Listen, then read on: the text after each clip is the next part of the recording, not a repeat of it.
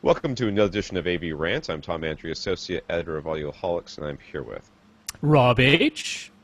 And and Austin Pond, the producer of AV Rant and host of the We Watch Movies podcast. Yay! Yes, this is AV Rant. It's your home theater and AV questions answered. And welcome back, Tom. And thank you to Lee for last week for stepping in, which was awesome of him once again. Yes, I was deathly ill. I was so sick. I didn't get out of bed. I got sick, started feeling bad Thursday night, didn't. I got really sick Friday. It was like 103.5 or something like that. Yeah. I was hallucinating. I was having conversations with people who weren't there. And I didn't really get out of bed until Wednesday. So it was a nightmare. I haven't been that sick in forever. And then this weekend I had my sister's wedding back in California. So I went back to my old hometown, my old stomping grounds back in the Central Valley of California, where I learned that holy crap, is that place a hole? I mean, I could not believe. I couldn't coast to believe coast. that I went. I drove around like past my old house. Went, well, that hasn't changed. Past my old high school. Well, that hasn't changed. And my wife looks at me. She's like, "So what are we gonna do here?" I'm like, "Well, there's nothing to do here. Let's go someplace else." So we did. We left. Was it boiling hot? I've heard it's boiling hot. It wasn't that bad because there was a lot of haze because of the fires. So that cooled it off. There you go. Yeah, I told you that that smoke blocks out the sun just fine. it does. So. Yeah. I want to say a thank you again to Jason, the guy who gave me the recipes. I've been in contact with him a bit, so he's another listener. He gets to be listening to the week twice. So thanks, Jason. From a couple of quick review things, I got the Hop Hog Yes. majigger thing, and remember I sent it back because it wasn't working. Well, I got a That's second right. one, which also didn't work. Ah. Which I was irritated with, and then I said, you know what, it's kidding. got this little daisy chain thing, which I don't need, but I'll just try. Yeah, I had to plug it in. It's like built specifically for the Xbox, but if you plug it into the back of the Xbox, it doesn't seat itself far enough in to actually work. Just Alright, so dumb. it's like a skinnier USB jacket.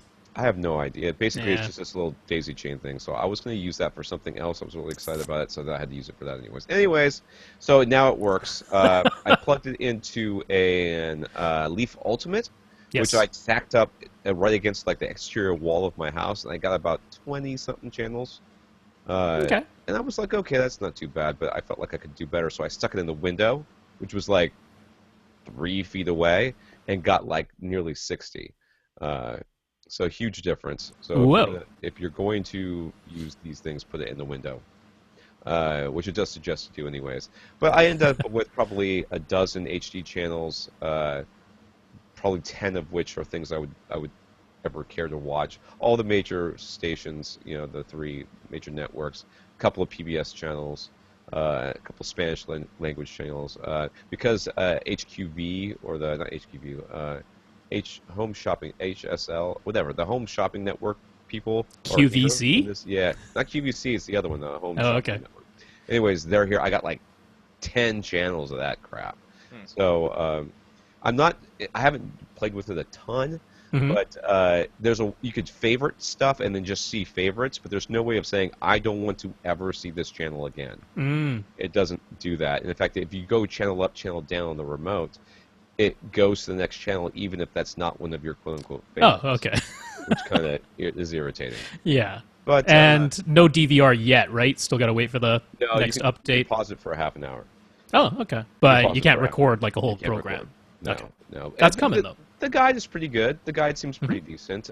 We're basically going to use it for sporting events and the occasional TV show that we really want to watch. But generally speaking, we're so far removed from TV that we've kind of forgotten like how to use it. Are you going to pay an extra $4 a month for Hulu without ads, even though there are still ads on some of the most popular things, because that's Hulu? I'm never doing that. We got Amazon Prime, which Yeah. it has some stuff on there that's not on other things, though it's really irritating how it shows you it has like the entire series, but then it'll give you like a certain number of seasons, and usually the last season, I'm like, oh, if you want this one, you have to pay for it. I'm like, oh, suck it.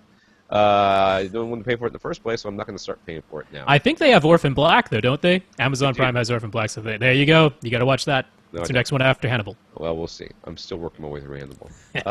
When I was sick, I watched a ton of Hannibal because I had nothing else to watch. Oh, that's a good one to watch when you're queasy already. I wasn't queasy. I was just feeling. Okay. I was not queasy. You're right. It would not have worked out well. but really enjoying Hannibal. But it's certain. I certainly understand why the one episode I watched, kind of like the middle of season 2. I was like, this show's. What the hell's going on? There's no way of not watching that. Oh, season 3 is even more impenetrable, so it is definitely serialized. I like it quite a bit. The interface for Prime is just like archaically stupid. It's like you actually have to hold down the rewind button, and then it like buffers and stuff. It's not like Netflix where you just press right and you fast forward and you can see like little you see like the little thumbnails of where you are. It's just Netflix is so much better. In fact, the navigation is so much better on Netflix as well. It's kind of impenetrable. The Amazon Prime. It's like, we think you like this, and we're not going to show you anything else. So you're going to have to start searching for stuff if you and hope that it's there. So which was kind of weird. So I'm not, but the quality is good. The quality is good. The sound is good. All that stuff is good. It's just the interface is kind of garbage, especially compared to Netflix. So they could definitely do some work on that. All right. Other than that, let me see if there's anything. You got else. surround back speakers. I did get. That's what happened there. I did. I got. If you're watching the video, I have surround back speakers. You can barely see the little shelf. The shelf is up, and you can see the logos. The logos are there. The Aperion Audio, the Veris Grand, the bookshelf speakers are back there. And the first thing I did after I put those in and ran Odysseys, I put in Guardians of the Galaxy. At the very beginning, there's all these little geyser things going off, and one of them was much more localizable to my back right after putting those things up. I was like, oh, crap. Like, I hate telling Rob he's right, because it's just, it's irritating enough. He's often right, but it's really irritating when I've been like, surround back speakers are totally doing this. And then I get some, and the first thing I do is like, for the occasional time. It's like, right there. It was just like right occasional there time. Anyway, so if you're watching the video, my speakers are much more the THX recommended, very close to each other.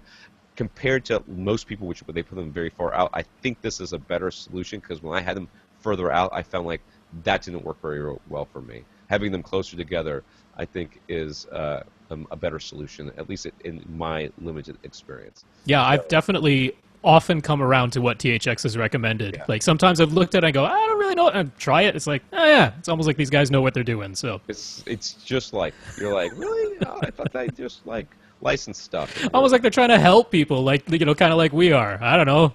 That's weird. Is that their business? Anyway, so I'm liking that. The Hop Hog is pretty good.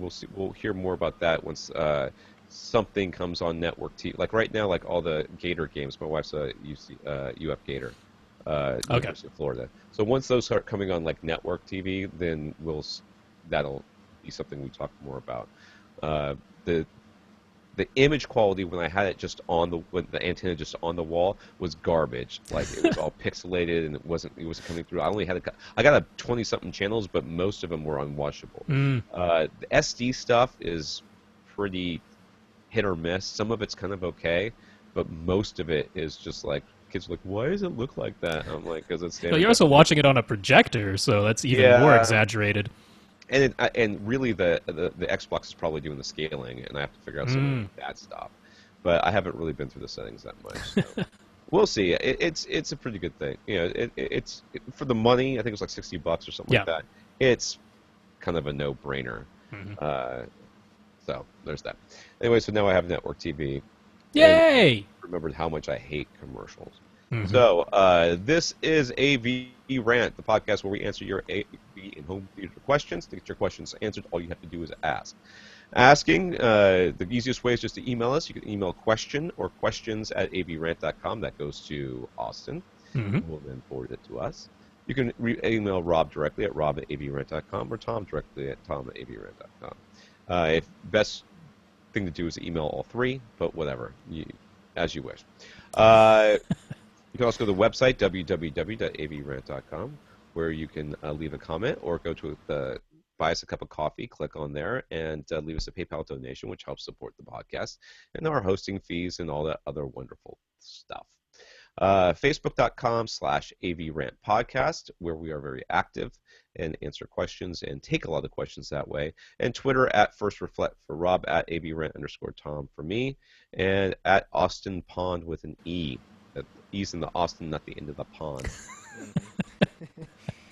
Oh, nobody's ever going to find it. It says We Watch Movies on your Twitter account, doesn't it? Is that what's on there? My lower third, I think it is. But Oh, okay. Yeah. That's what you're looking We for, can do that folks. too. Yeah. So, let's start off with some news real quick. Uh-huh. We wondered when Ultra HD projectors with HDR would hit the market. Sony has announced one for this year. Mm-hmm. So October. VPL, that's just in time for CDA.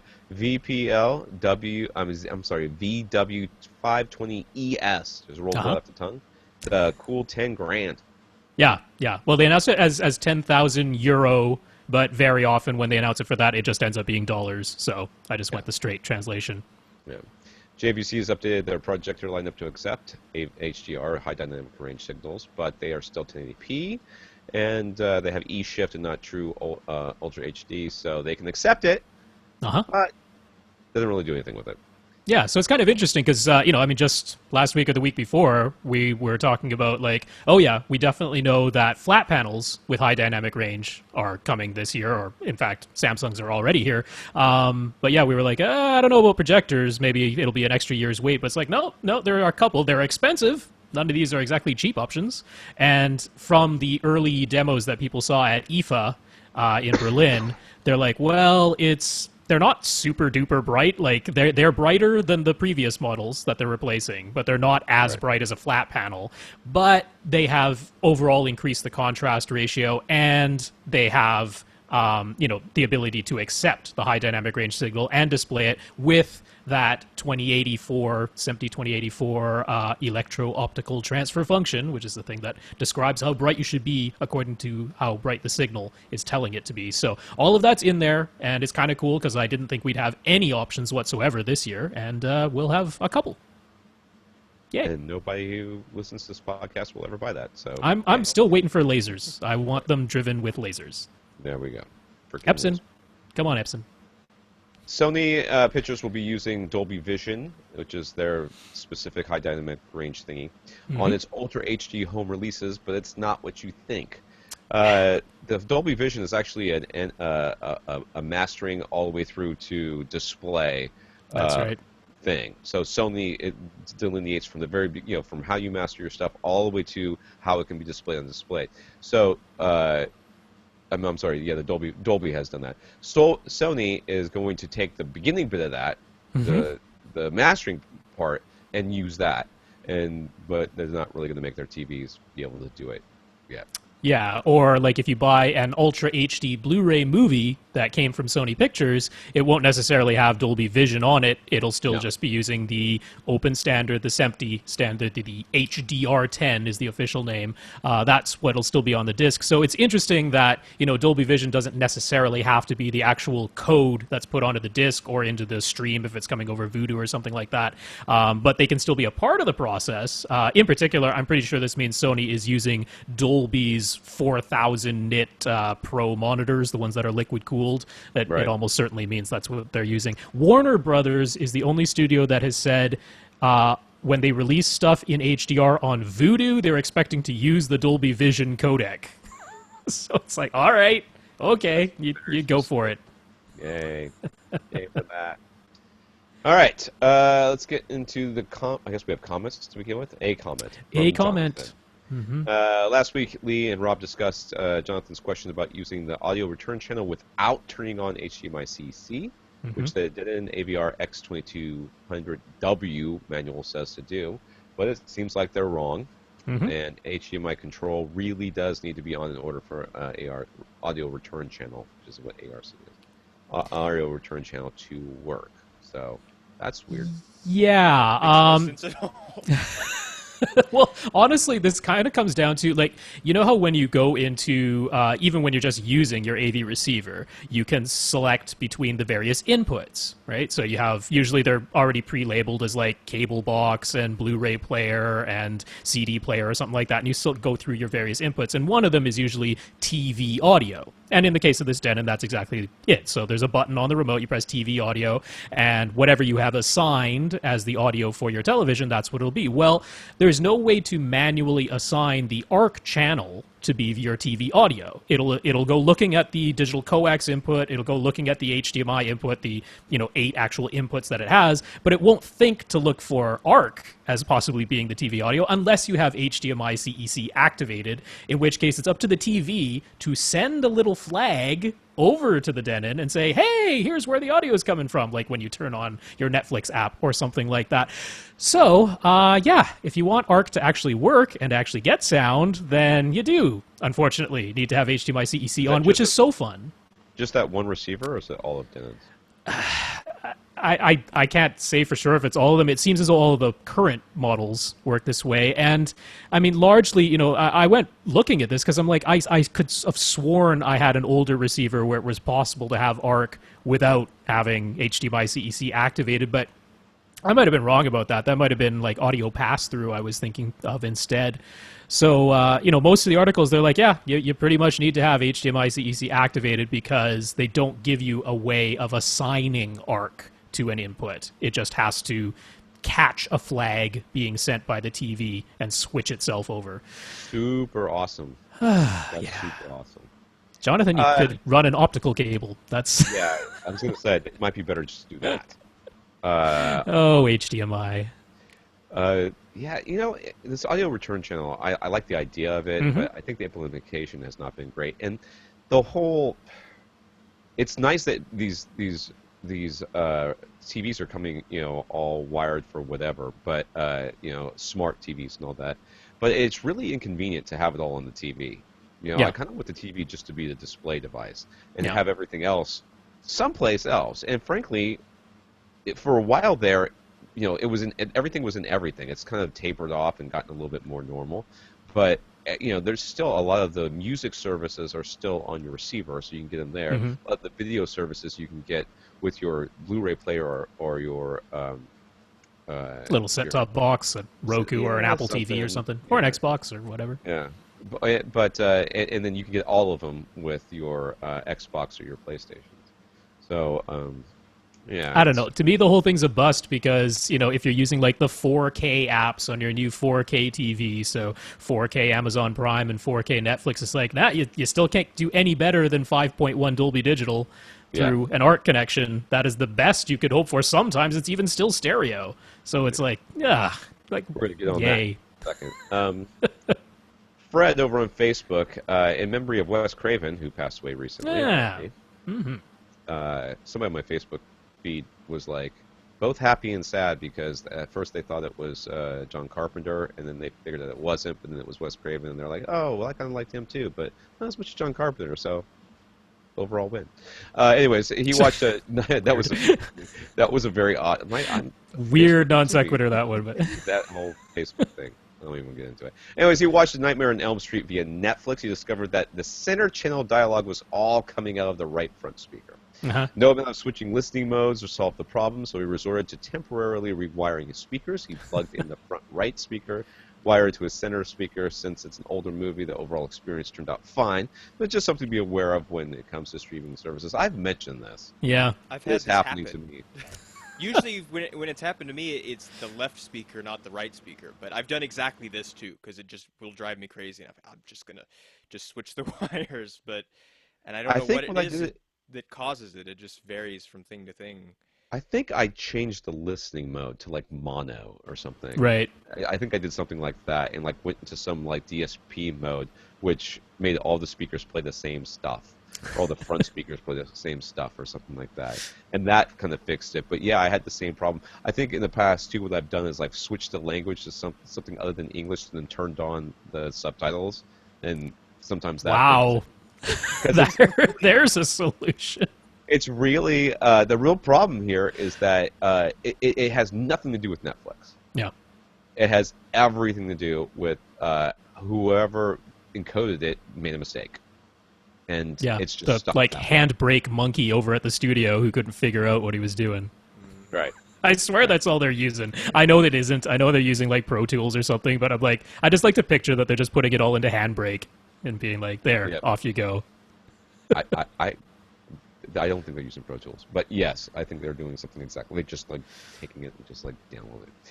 Anyway, something to be aware of. So if you ever have a problem like that, there's a solution. One of them is to switch the wires, or you can come up with. So remember to switch them back afterwards, because otherwise that'll be confusing. Yeah.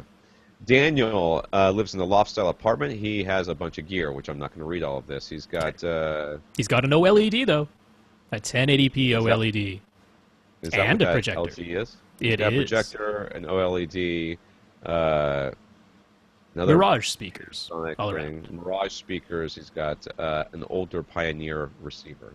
There you go. PSX 1022K. He purchased an SVS PB1000. Should he straight up replace his Mirage Nano 8 sub, or should he try using them together as dual subwoofers? I didn't look up that sub, but I looked at the picture of that sub, and it looked awfully tiny. There is a significant difference in output and extension capabilities in this instance. It's an 8-inch driver, so that'll tell you something right there. So basically, yes, you should probably just not even bother with it. Simply because all it's going to do is distort while the PB1000 is not doing. And that. there are plenty of very low frequencies that Nano S8 is simply not playing. It just can't play that low, which means at that point you are hearing one sub anyway, because only the PB1000 will actually be playing that low in that case. Yeah. Second question is the PB1000 enough to handle the room, his room all on its own? The room is approximately 21 feet long, 14.5 feet wide, and 16 feet tall. In total, around 4,800 cubic feet. Well, technically, pretty big. I mean, it's pretty big. Yeah, it should be able to technically do it. It's not open to anything else? I got the impression it's like a 2-story majigger, right? Yeah, it's a loft. And it's a loft. Open stuff. So, I mean, the whole space is basically open. So. Yeah. That's kind of the whole space. I mean, yes, okay, so technically going by like room ratings versus output, you cannot hit full reference volume with the PB1000 in this volume of air. All right, but at the same time, the PB1000 can handle what you might call like a large room, like somewhere in the 3,000 to 4,000 cubic feet range. You're larger than that. So you're not going to be hitting full reference volume, but like we mentioned before, the awesome thing about SVS's subs is go ahead and turn that subwoofer up as loud as it can possibly go. Turn the volume dial all the way to maximum. It still will not damage itself. It still won't bottom out. It still won't even distort really badly. So it might not, if what you were hoping to do was hit 115 decibels sometimes, you're not going to be able to do that. But you're still not going to hurt anything, so go ahead and crank it up as loud as you please and hope it gets there. Yeah. Yeah, you bought the smallest sub, and you put it in a pretty large space. So this shouldn't be a shock to you. I hope you're not like, oh, these guys are jerks. But yeah. So if he does add a second subwoofer, should he put one beside his front right speaker and the second one on the back wall straight across from it? Since his room is an open layout, this would be the closest to having both subwoofers centered in the room width-wise. Mm-hmm. That would be a good way to do it. Just remember that basically, just because you put two, if you buy another PB1000, you're not going to get a considerably more volume, which means you're not going to suddenly, it's not suddenly going to be so much louder that you're like, yeah, now it fills up all this space. Right. No, it's still going to be right about the same. It's just going to be evener bass across your entire space. So what does that mean? You have a choice here. You've got the 1,000, you keep it, and then get a bigger one, which would be fine. Which would help a little bit, or you just get another 1,000 and go, okay, that's cool. Go with that. Mm-hmm. Yeah, I mean, if the single PB1000 you already have is satisfying you as far as just being loud enough, then there's no reason why adding a second PB1000 would do anything but help. And this idea of setting them up so that, I mean, in this case, it's one of those things where in your head you're like, well, it looks a little weird because now both of my subwoofers are to the right of my theater. Right, because his theater area is only a portion of the total room. So both of them are on the right-hand side of his theater, but they're more or less centered width-wise across the entire open space. And that is exactly what you want to do. I mean, like we always say, it's not an exact science. You might do that and go, oh, that didn't make everything even, and it actually works better when I put the one that's on the front in the front left corner instead. Okay, that's fine. Trial and error is a perfectly valid way to find the right solution here. But going by the theory that that is what you should do is put, exactly what he said, both of them on the right side of his theater, one in the front, one in the back. Yeah, so that's where I would start, for sure. That's the beginning point. Now, he also really hates his AV receiver, but he's going to upgrade it until he moves. Yeah, fair enough. Don't hate it just because I don't like Pioneer receivers. Let's just start with that, all right? And I don't not like them. I just haven't. Yeah, you validated everything Lee and I said last week.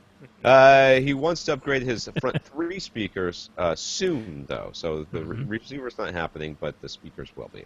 His girlfriend would kill him if he buys them all at once. What if they were all like $50 total? I bet she wouldn't kill you then, right? And so you're saying that if you spend a bunch of money, that's what Anyways, would it be better to get the front, left, and right first and upgrade the center later, or should you start with the center and get the front, left, and right later? Well, I guess it depends on how much they cost. Let's start. I don't know. There's that. There's that. I am of the opinion that you should start with the front, left, and rights. I don't know that I would ever start with the center channel unless I was absolutely sure I love the other speakers and I was going to get them, and all I could afford was the center channel right now. Fine, you could do that. What do you think, Austin? Is he frozen? Oh, we might have frozen Austin. Did we freeze? Oh, man. Oh, there you go. All right, well, I'll chime in since he might be talking right now, and we'll have a funny recording, so yay for Tom's editing skills. I would just kind of say, what's potentially bothering you right now in your own setup? Because, I'm looking at those Mirage speakers, and, the Mirage center speaker is a weird looking center speaker because it kind of angles itself upward almost as though it were going to bounce sound off the ceiling, but that isn't quite what they're doing, because Mirage's whole thing is they try for an omnidirectional dispersion pattern by basically having tweeters that fire more or less straight up but into kind of a plastic waveguide thingy that tries to disperse the high frequencies evenly in a 360-degree type of pattern. So Wolfson does that too.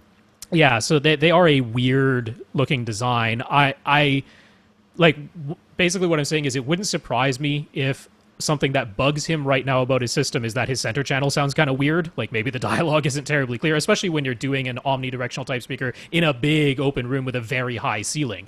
All of those things make me go, maybe the thing that bothers him the most is that his dialogue is difficult to understand in his current room. In which case, if you can't buy all 3 at once, I'm like, yeah, buying just the center speaker to start makes a whole lot of sense because that's the thing that's bugging you most. But if that isn't the case, if maybe you listen to music a lot more than you watch movies, although I kind of doubt it with a double screen setup, I'm guessing TV and movies are important.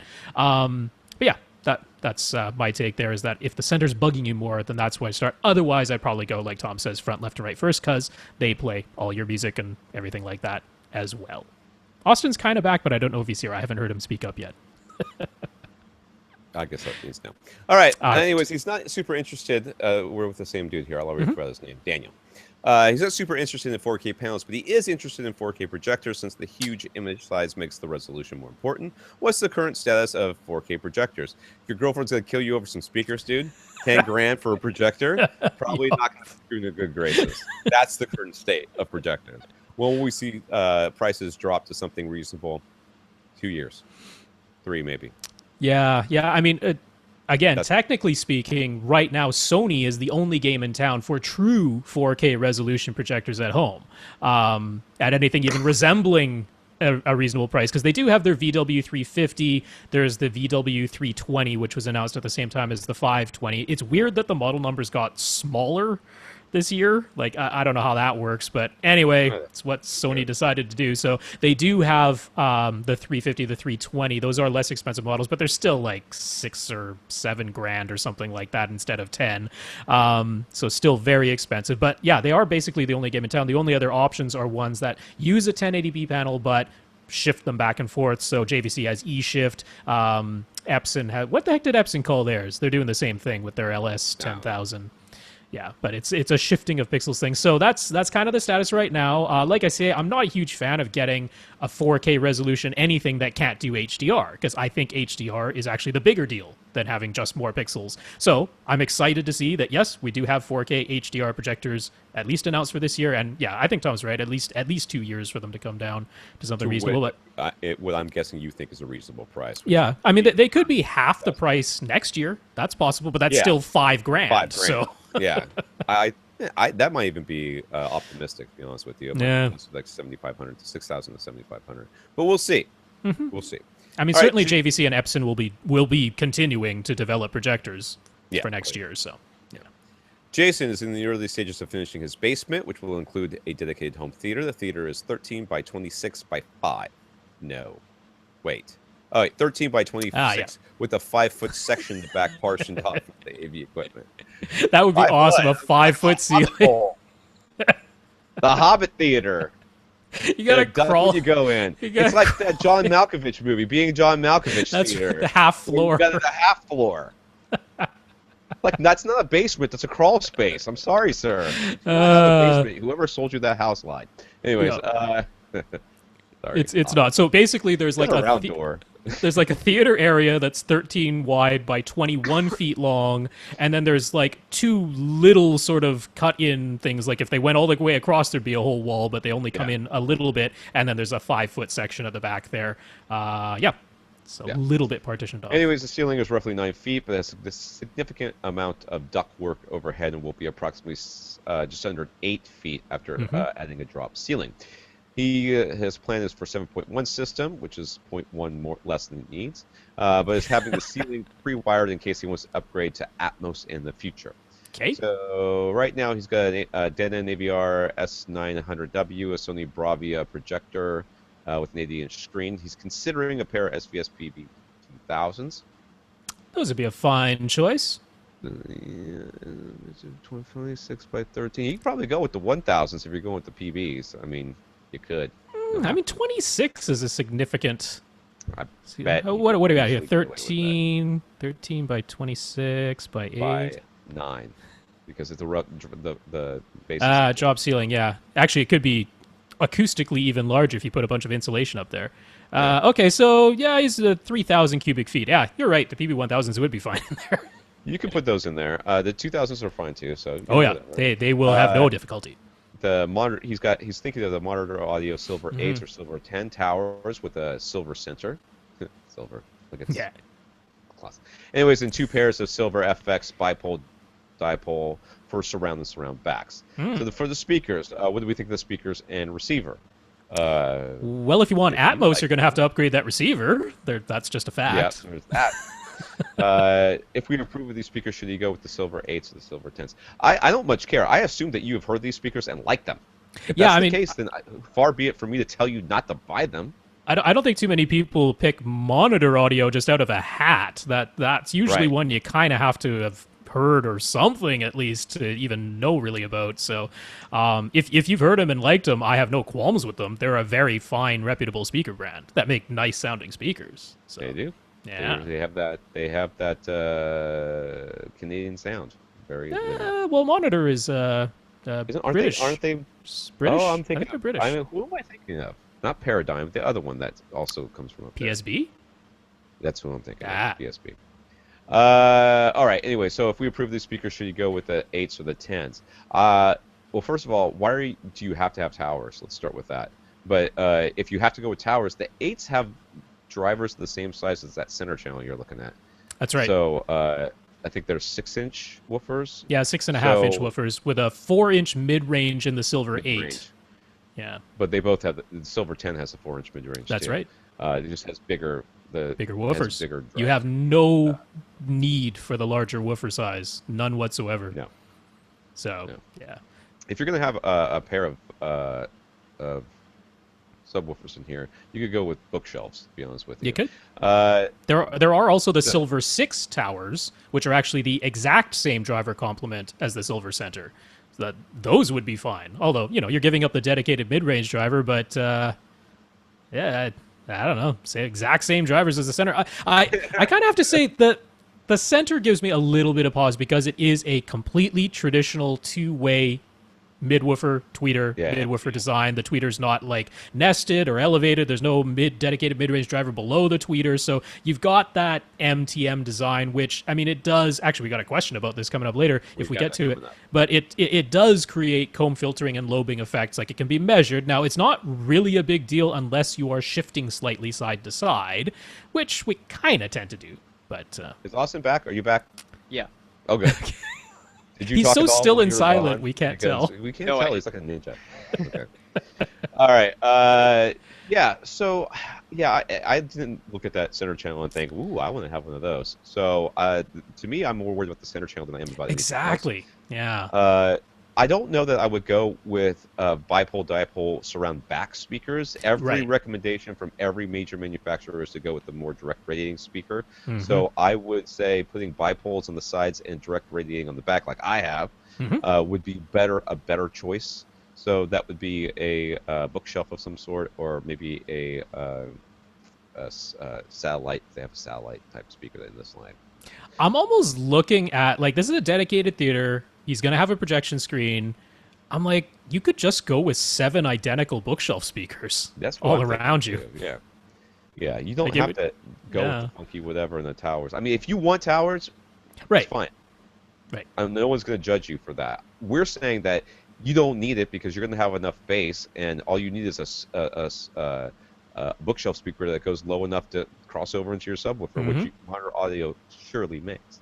Oh yes. So I don't know that I would worry about it. Maybe just getting 7 Although I don't identical know if they sell their bookshelves. bookshelf speakers individually or only in pairs. I don't know. You Some know, places only sell in pairs. maybe.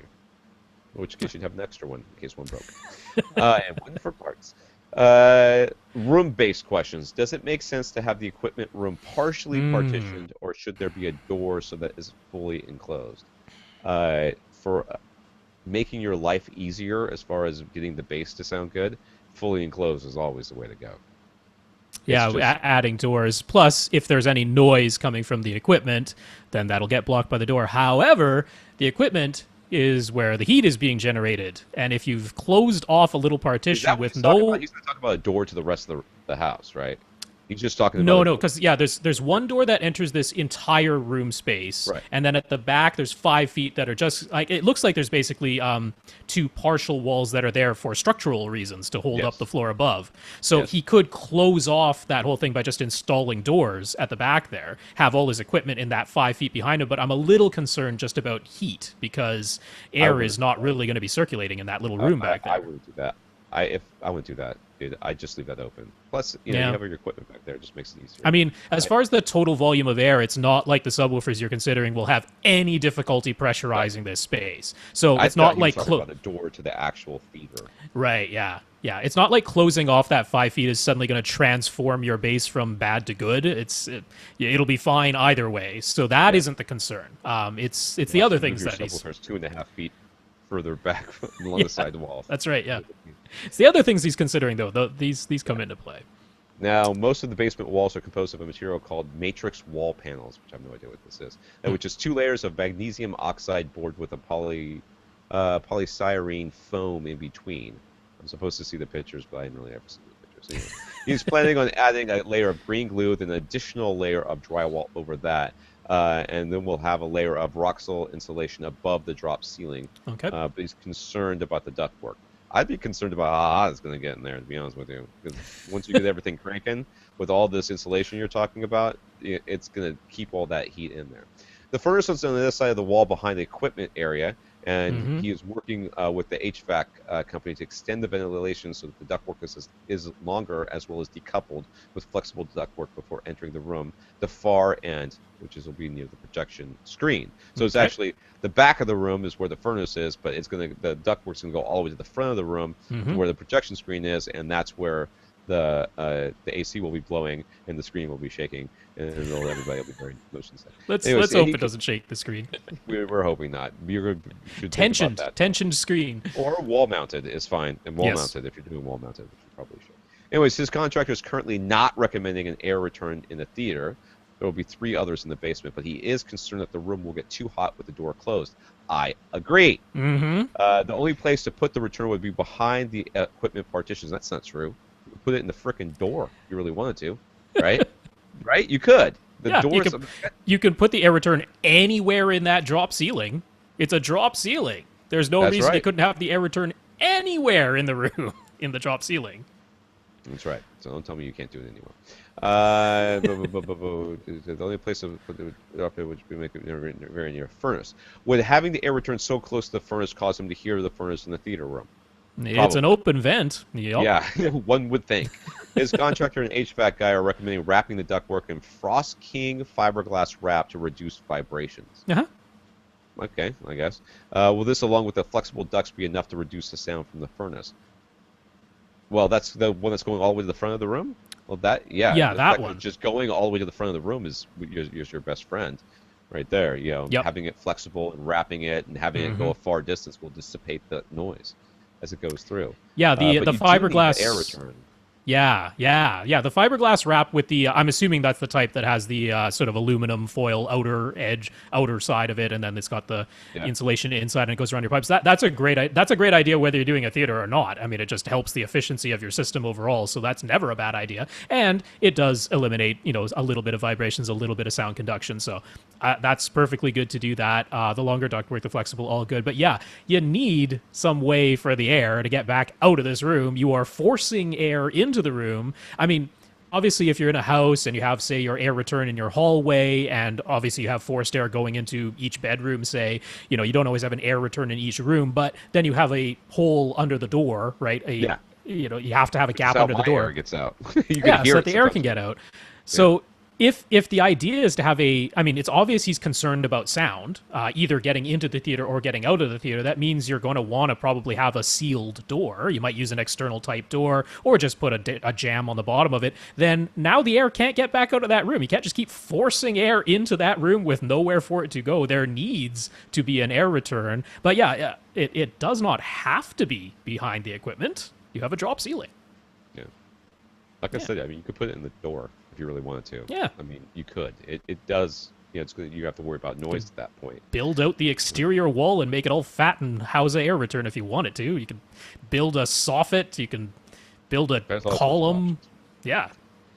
Lastly, he would like to upgrade to a 100 or 120-inch screen. Will the 7-foot, 10-inch, almost 8-foot ceiling be a problem for this? I actually don't know the answer to that question, so Rob, answer. Right.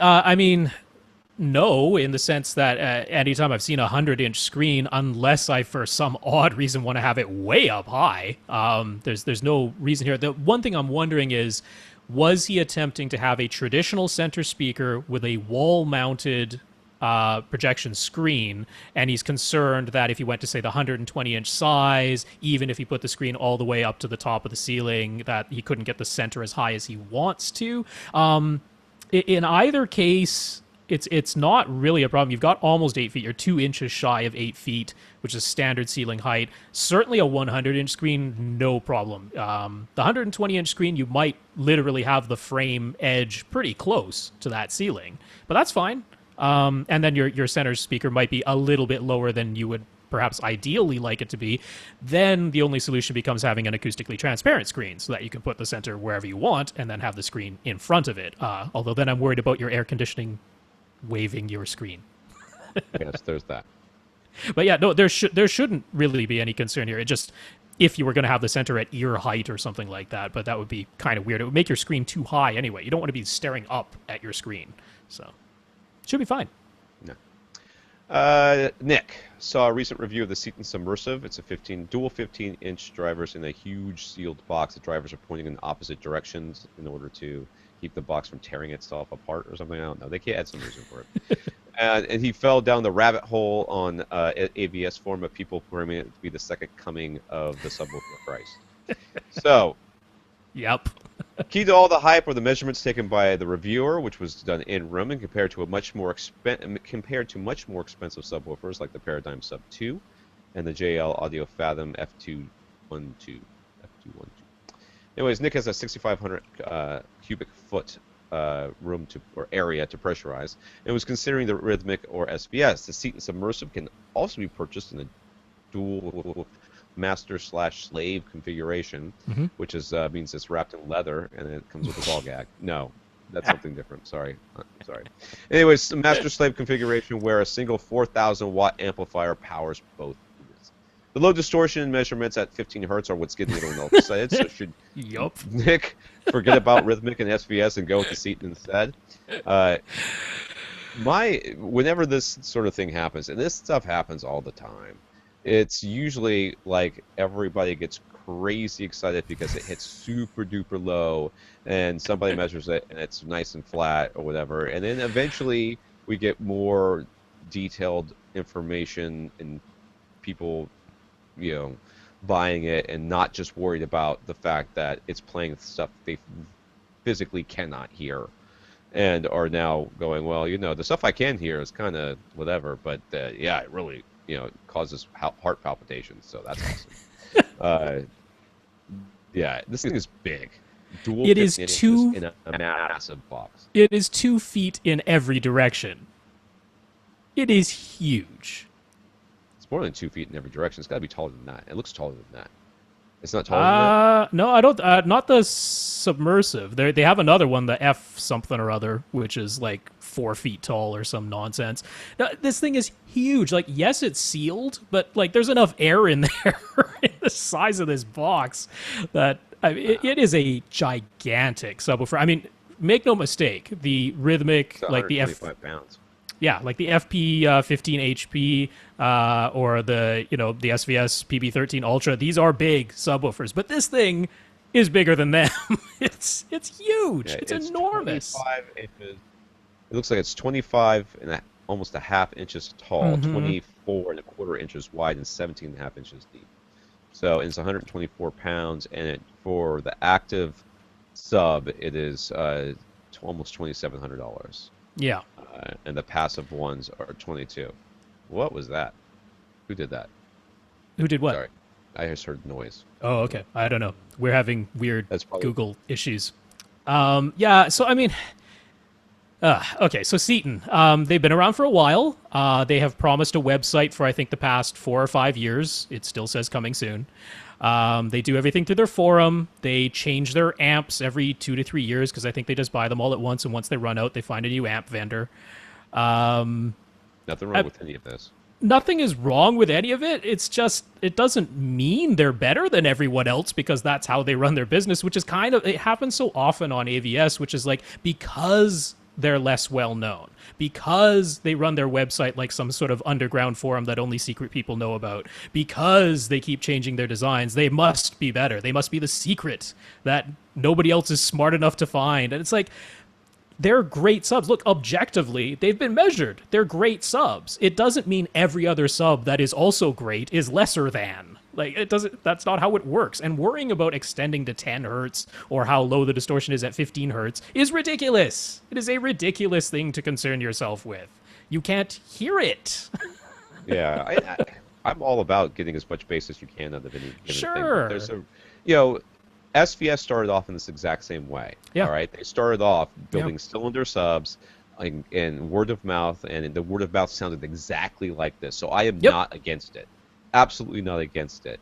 But it's just because this thing is new and nobody's ever heard of it doesn't mean, not nobody. Obviously, we've heard of it. It's been around for a while.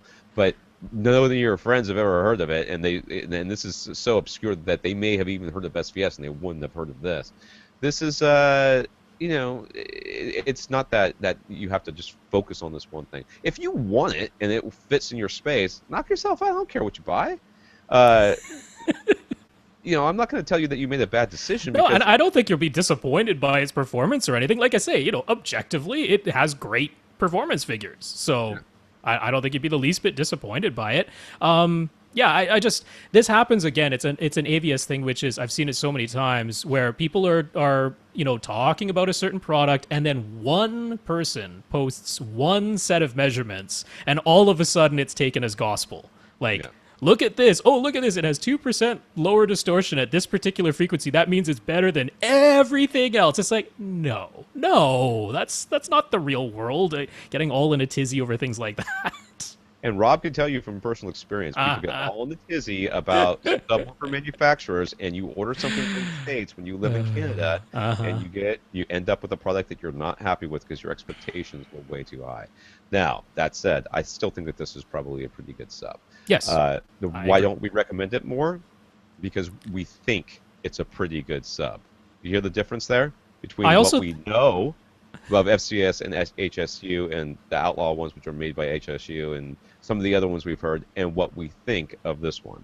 I also think you would like to be able to physically sit in your theater That would be an advantage because this thing pretty much takes up all the space. No, I'm being facetious because the other ones are huge too. I'll just point out, like, we were mentioning how much HSU subs that they've cut the price on it. You can buy four. You can buy four of their VTF 15Hs for the same price as the master slave thing of this. So if you are concerned with pressurizing 6,500 cubic feet, I can promise you 4 VTF 15Hs will get the job done, one in each corner.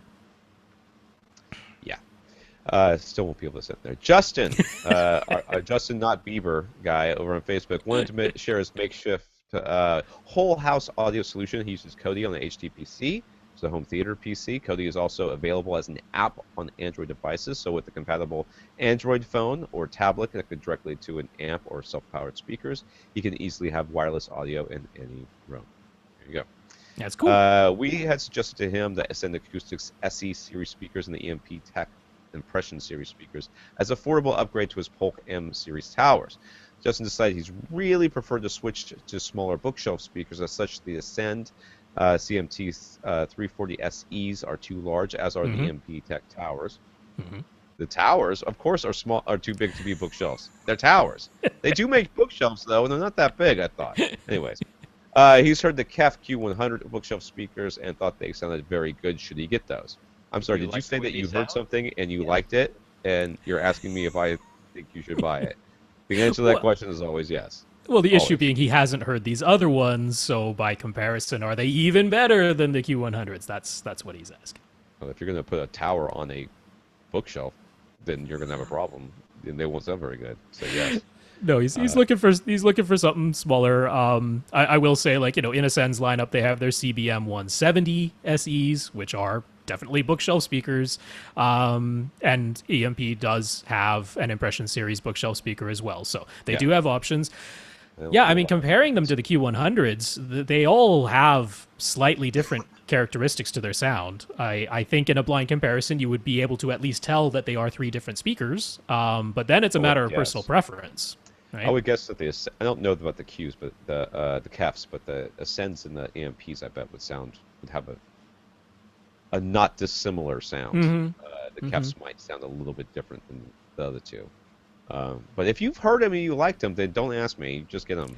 That's fine. Yeah, I mean, well, the thing is, EMP Tech. I had Aperion in mind for a second because EMP Tech does not pay shipping both ways, so that idea is out the door. This is tricky to say that you should forego something you've heard and liked in favor of something you haven't heard, where you would have to pay return shipping if it turns out that you don't prefer them. I have no qualms with the KEF Q100s. I don't think your ears were lying to you or anything like that. These aren't a speaker where I would go, somebody liked those, what's wrong with them? No, they're good speakers. So yeah, if you end up buying them, you got good speakers. You can rest easy knowing that. So going from tower speakers to bookshelf speakers, how big a difference is that going to make? He has his tower set to small, but he can't imagine bookshelf speakers will be able to sound as large and as full. So will the move to bookshelf speakers make it absolutely necessary to upgrade his dual 8-inch subwoofers? You should already want to upgrade those dual 8-inch subwoofers. Let's just start with that. That's already. You could rephrase this. Is this a good enough excuse to upgrade my dual to 8-inch subwoofer? Okay, honestly,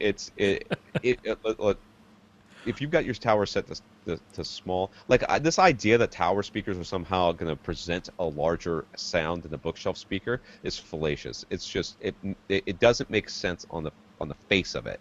The idea that the speaker is physically larger, it can present a larger sound, makes really no sense sonically, because you're crossing this thing over into 80 hertz into your subwoofer. Most of this bigness that you're worried about is not even happening up there. The tweeter and the mid-range are doing 90% of the work and a little bit of the bass. So I am not. This whole idea that you're gonna some of the biggest sounding speakers I've ever heard have been bookshelf speakers.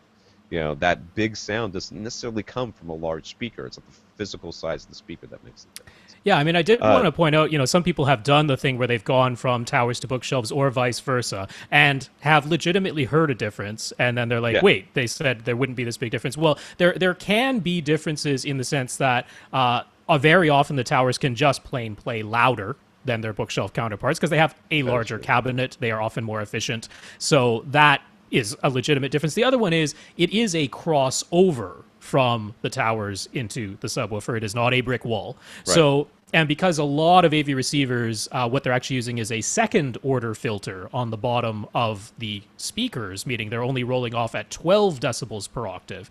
If the bookshelves naturally on their own only play down to say close to 80 hertz, and then they roll off pretty steep themselves, and then you add the 12 decibel per octave slope on the bottom of that, then it's getting close to a brick wall filter at 80 hertz at that point. Whereas the towers, maybe they play flat on their own all the way down to 40 hertz. You set the crossover at 80, but they're only rolling off at 12 decibels per octave. So down at 40 hertz, they're only 12 decibels quieter, which is still audible. Whereas their bookshelf counterparts, maybe they're almost entirely silent. So there can be legitimate differences in that crossover area, but the counterpoint to that is that if you get a good integration between your dual subwoofers and your bookshelf speakers, you can make them linear, which is the goal. You're not going to have a bloom in sort of that crossover range, which can happen with a tower if you don't have any EQ going on or something like that. So if you can hit a linear sound, then you've hit a linear sound. Doesn't matter how you got there, you hit a linear sound, and that's the goal. So the bookshelf speakers can get the job done, no question. The problem that this guy's going to run into is he's going from a whatever speakers, these Polk ones, which are traditional, I'm imagining like soft dome tweeters or something like that, or middle dome with tweeters. rolled off highs like all Polk speakers. With you regardless. But you're going to be going to a CAF speaker, which is going to be, these Q100s also have the concentric drivers, They right? do, yeah. So you're going to be going from something that's, is a completely different, from one design to a completely different design. That's going to be the difference that you're going to hear. You're going to hear that difference long before you hear this, well, this sounds bigger or smaller or whatever. It's not because of the physical size of the speaker if you go with the CAFs. It's going to be because it's a completely different speaker design. That said, does it make it necessary to upgrade your dual 8s? Yes. That's true no matter what the beginning part of that sentence. We give you permission, Justin. Don't care we give what you permission. you just say, should I upgrade my dual 8, my two 8-inch subwoofers? Yes, you should. That is yes. If the beginning of the sentence is, I have a lot of extra Oreos, should I upgrade my dual 8-inch subwoofers? The answer is yes. That is true. Oreos will make all the difference. Austin, have you ever done the transition from towers to bookshelves or vice versa? Not in the same room, and not with like speakers that would be close enough that you would be able to easily tell. But I've used both and have liked both. Yeah. It's not like suddenly you're gonna get bookshelves and be like, I just can't even listen to this anymore. Right. It'll be fine. I've had bookshelf speakers set up right next to tower speakers because I was testing them, and people will come in and not be able to tell which speaker's playing. As I switch from one to the other, they have no idea. It's not like they go, oh, that one's smaller physically, therefore the sound is physically smaller. It's not. Totally a psychovisual part of this equation. People will see towers and hear them being bigger, whether they sound that way legitimately or not. It's that whole brain make stuff up thing. So while the speakers are currently positioned for good imaging and soundstage, and this is the part of the question that makes me want to beat my head against the wall just a little bit, they are inconvenient as they partially block the kitchen entryway and a sliding glass door. Part of why he wants to switch to bookshelf speakers is so that he might be able to move his speakers out of the way. Would putting them on shelves about 6 feet high and nailing them down work, or is that a really bad idea? Well, right here, what you're talking about right now. Now, first of all, I don't care if you do this or not. It doesn't make any difference to me. Yes, you can do it. Is it a good idea? No, it's not. But yes, you can do it. It's fine. That said, at this point, you not just only changed to a complete different design of speaker if you go with the caps. Not only you change it to a different size speaker if you go with the bookshelf over a tower, but then you're going to non-optimally place them because it's more convenient, which is all of these things are fine. But at this point, you're going to hear a difference in the sound. Oh, yeah. And there's a lot of reasons why it might be, and almost all of them are because you put them up too high and aim them down, to be honest with you. And I can't tell you how you can do all these things you want to change, and still end up with a speaker that I can guarantee, or a situation where I guarantee if you're going to be happy with, A, or B, think it sounds as good as it sounded before. Right. By taking it's really more about the placement. By taking it off of where it's well placed and putting it into some non-optimal placement, you're gonna end up going, it sounds a little weird now. And Is that because of the speaker, or is that because of this? Is it because I don't have enough subwoofers? You definitely need more subwoofers, but the rest of it, you're just adding too many variables. Yeah, in front of you, when you elevate your front three speakers, even if you angle them, which of course is something we talk about all the time with the center speaker, since it's Right. almost always above or below a screen and therefore needs to be angled to try and compensate as much as you can for that less than optimal placement. But yeah, speakers up high in front of you is a noticeable thing. We have a lot more trouble noticing it when it's behind us. Our directional hearing is far less keen behind us, but in front of Your us ears are actually physically in the way. Yeah. Your earlobes are in the way from sound that's coming behind you, but your ears are facing forward and are designed to help you orient, locate things in a three-dimensional space. So of course, the stuff that's in front of you are a lot more, a lot easier for you to notice. Yeah. So yeah, this is a less than ideal situation, but I mean, it's not the end of the world. Again, the psychovisual thing comes in, which is if you're watching images on screen, your brain will still put those sounds and images together as though it was coming from whatever you see on the screen. Your brain will do a darn good job of that, even with your speakers up high. But when you're listening to music with no images on the screen, your front left speakers being 6 feet up and angled down, you'll be able to hear that. That's not something that's going to go unnoticed by your brain system there. So I don't know. I completely see where he's coming from. It's less than ideal to have walkways and entryways blocked by a speaker sitting there. So sometimes you got to do what you got to do. But yeah, like Tom's saying, what we're worried about is that you're going to get a completely different speaker, put it in a completely different place, and then if you don't like the sound, blame the speaker. And say I bought bad gear, and that's not necessarily the case. That's not going to be. So if you could, I'm not gonna let you buy bad gear, but we can't make decent gear sound good in non-optimal placements. That's not. Nothing makes that happen. Yeah, I mean, if you're evaluating, if you're comparing, you're bringing in speakers and comparing them to what you had, then do so with them set up in the same position as your old speakers. Evaluate them that way, and then at least you're saying, okay, what difference was just attributable to the speaker? And now I can go ahead and move them, and if I don't like the sound, I know it wasn't the speaker's fault. I know it's where I put them. So at least give yourself that much data to work with. Yeah. All right, Justin bought some Sennheiser Momentum headphones. He also bought some $4 earbuds for Monoprice. He was blown away by the $4 earphones connected to his iPhone, and while the Sennheisers were clearly better, he can't quite justify the huge price difference versus difference in sound quality. However, when connected the same $4 earbuds to the headphone output of his Denon Navy receiver, they became unlistenable.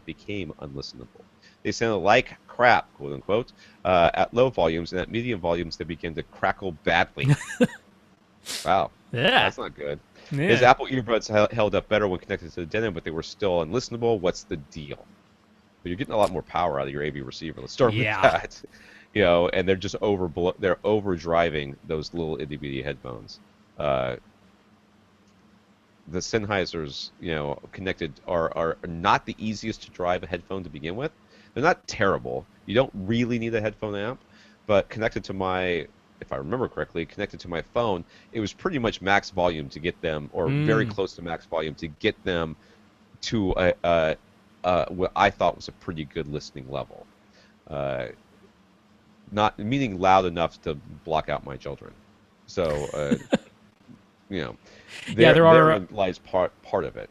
Yeah, there are big time sensitivity and impedance differences. When you have a really low impedance on an earbud, and I'm guessing these earbuds essentially have no circuitry in them whatsoever.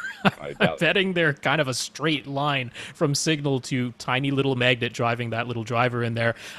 When that happens and you have a really low impedance, then you have a much more powerful headphone amplifier like what the Denon AV receiver has versus your iPhone. Then yeah, it takes extremely little to basically completely overblow the capacity of those little earbuds. So that's more or less what's going on there. I will, however, say, man, AV receivers' headphone outputs are very often crappy.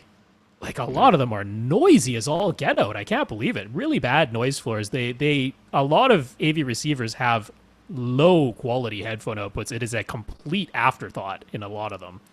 I can count the number of times I've used a headphone output on my radio receiver on one hand. To be honest with you. Yeah, like I gotta say, the iPhone is actually a pretty darn good headphone amplifier as long as your headphones are efficient enough to play as loud as you want them to. But in terms of like noise floor and linearity and stuff, the iPhone's got a great little headphone amp in it. So, yeah. Yeah. Yeah, the price difference of $4 versus $300 or so. Yeah, they don't sound like nearly 100 times better. No, it's if you can recognize the song, $4 already did you pretty good. So, there's diminishing returns for sure when you go from 4 to 300. But I'm glad he said they did at least sound clearly better. They should do that much. Justifying whether that's worth the price, that is always the difficult thing. Because I mean, there are some very nice sounding headphones that are like $50 or $60. So I think 60 is like the magic price point where they stop having to really give up so much. Right. Now, does that mean that $60 and $300 is not a difference? There is a difference. Yep. But I find that $60 price point, like the $20 headphones, I'm sure these $4 headphones are fantastic for $4, but $20 headphones to me are just like just absolute garbage. I just wonder if part of it was these $4 earbuds played loud connected to his iPhone, because I am betting they are like, I bet they could sound loud. Yes. All right. Lastly, he's building a new HTPC and wondering, could you use a computer with nicer sound cards with 7.1 pre-outs as an audio pre-pro? How many of it have any of us really tried this? Could it be as good as the processing in your average AV receiver? This can work as long as your HTPC is your only source, because it does not have HDMI inputs to, say, take a standalone Blu-ray player. Well, and then you have to worry about room correction too, so which means that you're now putting stuff like Dirac on there and trying to figure out how to make that work with Room EQ Wizard, and it's a lot more hands-on. And that 7.1 sound card and stuff like that generally is, I mean, you just have to be really careful with what you bought. You don't want anything with with any sort of noise, because the AV amps are going to pick up on all of that very, very quickly and audibly. So there are good 7.1 sound cards. There definitely are. So, could you do this? Could you take a computer and send out 7.1 analog audio directly to an amplifier and have it sound good? You absolutely could. Absolutely. It's just, is that a replacement for a pre-pro? Only if your HTPC is your only source. That's the big caveat there. And then, with software, you can make it play pretty much anything you want, including having room correction. So, it could be done. Absolutely. And if the HTPC might be your only source. It very well could. Blu-ray drive in it if you're running most of the stuff that you've ripped to it. If you put tuners, even, all that stuff. Good luck fighting with your cable company over a cable card, but if you do it. If you don't have a separate console because you're gaming off of that PC, it could be your only source. It is entirely possible to do. James is toying with the idea of using self-powered DJ speakers in the 7.2 setup. Quite a few companies are getting into offering high-sensitivity, high-output speakers like Power Sound Audio, Reaction Audio, JTR, Tecton, etc. DJ speakers have already been around for ages, so how would they compare? DJ speakers are, in my experience, made to play very, very, very, very loud and efficiently. And really, sound quality is not so much really what they're worried about. They're expected to be put into very large rooms and play very loud, and if they're linear, no one cares. They want to have lots of bass and lots of treble, and everything else can suck it. So I would think that they would compare very poorly, James. That's what I think. That's what I think.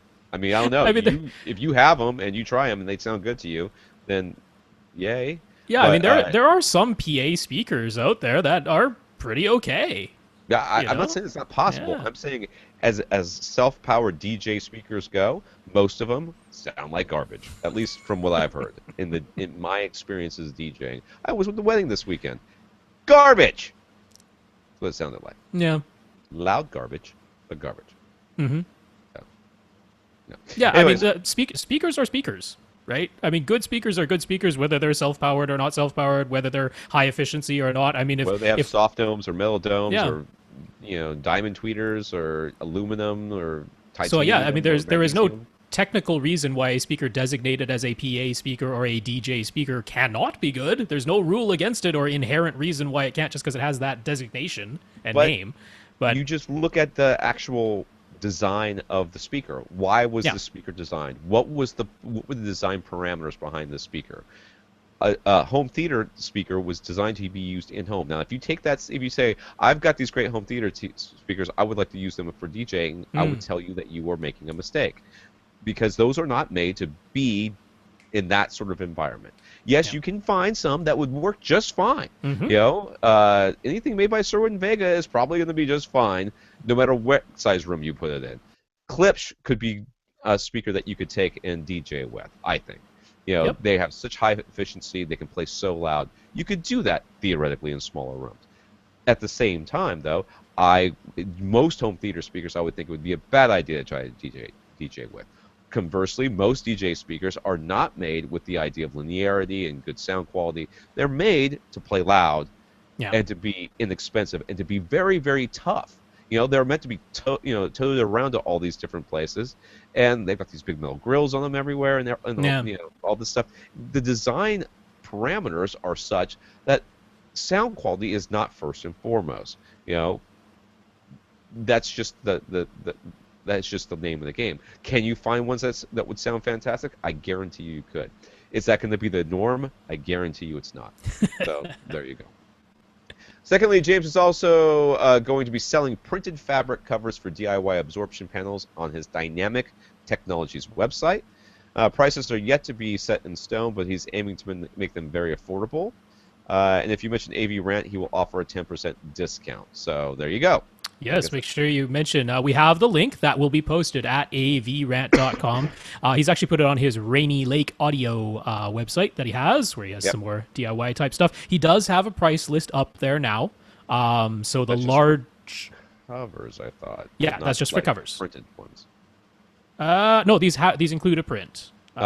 You can send in your own to have printed, or he has stock images that you could select to have printed. So the largest size would be like a 50-inch by 50-inch size panel. So that's a pretty darn good size, a little over 4 feet by 4 feet. So he's charging $130 just for the printed cover for that size. But that's still pretty good when you look at, well, I don't think many places are making like a 4 foot by 4 foot panel. It's usually 4 foot by 2 foot or something like that. But anyway, got the prices listed up there. Pre-printed panels, and then you put them over the acoustic panels that you build yourself. This is just the cover. But there they are. So lastly, he wants to know if there are any websites that we recommend that list good preset calibration settings for projectors. Now, there are, and Rob's going to share them with you in just a second. But the conversation I had with Clint a couple of weeks ago, I was at his house, and I was like, oh, you know, when I get this, you know, I want to get a new this and blah, blah, blah, and I'll have you come down and calibrate my projector. He goes, I don't need to do that anymore. Yeah. I'm like, what do you mean? He goes, you know, I've just given up. Whenever I get a new projector in, you know, I go through all this rigmarole to set it up.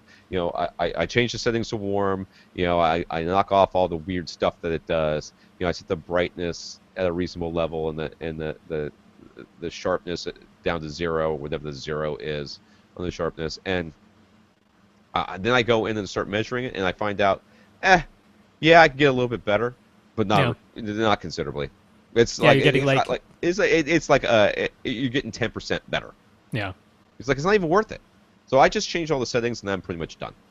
I'm like, really? Yep, that's what I do. Like the stuff you could do with a basic setup disc. You know, just your contrast, brightness, sharpness, color tint. Boom, done. Done. Yeah. I mean, you do want to find the preset picture mode, which is usually like cinema or theater or a movie, right? Yeah. They'll have that name, as opposed to standard or living room or dynamic. Those ones are not the accurate ones. It'll be something that is reminiscent of a movie, the name. So you set it to that, and usually, the grayscale and the colors, you'll have like maybe a Delta 3, Delta 4 error, you know, that might, like Delta 3 is perceptually insignificant. Your eye can't really see it. Yeah. You know, Delta 4 to Delta 5 is like, oh man, would you have to compare side by side to even see it? So above a Delta 5, that's when you might start to actually perceive it as an error. It's like, man, these days, out of the box, darn close. Darn close. But I will mention Projector Reviews. So it is the two words, Projector Reviews, but all merged together.com. There's Art and there's his friend Mike over there, and they do full calibrations on all the projectors that they review, which is the vast majority of them. They do a darn good job of getting most things that hit the market, and they do mention their calibration settings in there, what they ended up, what their final settings were after they did their full calibration. So if you just want to use that. I don't recommend doing that. To be Yeah. honest with you, I really Yeah. don't. Because those are very, very specific settings for a very specific projector with a very specific bulb. Yeah, there can be unit-to-unit variation. Your Quite a bit. screen with a projector can tint the colors. Exactly. So this is Or for the their screen. color of your walls can make a Yep. difference too. So And it's going to change as your bulb ages. Yes, That it is will. true.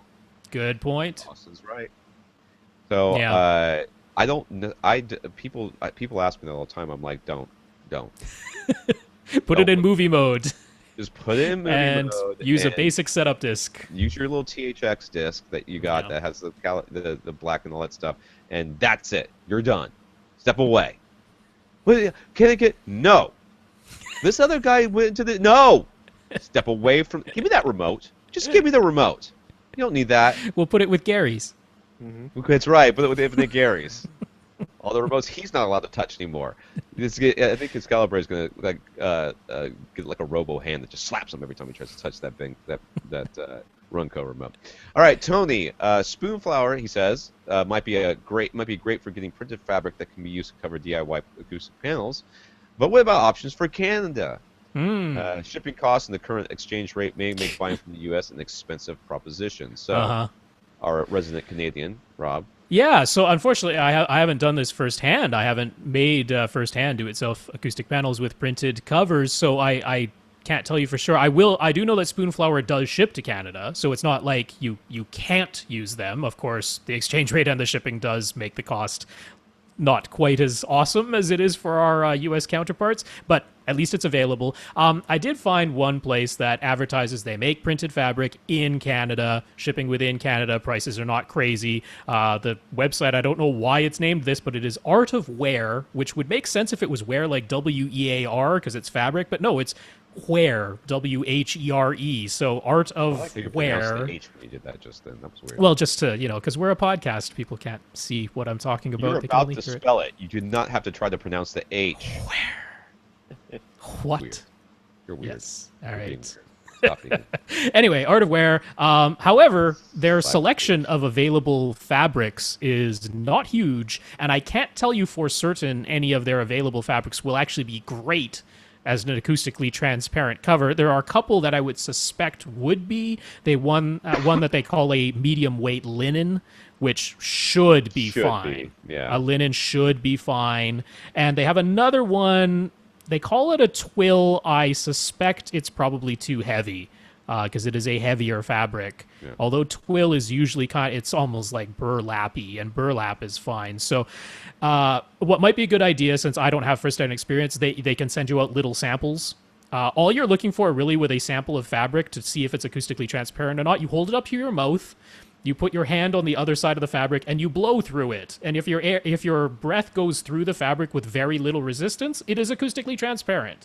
And if it is very obviously resisting the air going through it, it is not. It's not. So get a couple of little swatches and see if either of those options work. The big cost, and I'm not sure how James is getting over this yet. But if you want to have like movie posters and stuff, like our listener Rob, who did this, it was Rob, right? I think it was Rob. Yep, Rob W. Is that you have to license them. Yeah. The licensing costs money. That's going to be a bigger cost than anything else. Is the licensing costing money? So, well, I like Spoonflower's solution to that, which is they have a checkbox that says, "I have the right to use this," and now it's on you, customer. Now it's on you for anyone to sue. So maybe that's what James is going to do. I don't know. Well, he did request, please no copyrighted material that you don't have rights to use. He has to make that request because otherwise he's going to get sued by somebody. Yeah. So fair enough.